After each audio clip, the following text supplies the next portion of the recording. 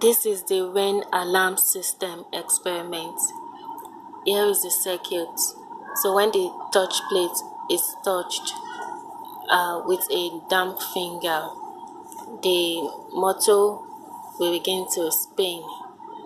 And in the case of this system, when the motor is spinning, the bell will be ringing.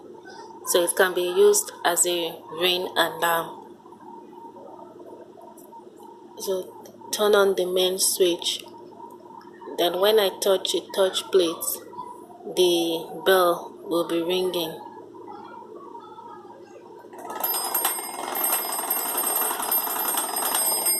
So when I remove my finger, the bell stops ringing. The circuit can also be used as a touch control fan. So I will replace the bell with the fan. So the same thing happens. When I touch the touch plate, the fan is spinning. When I remove my finger, the fan stops spinning.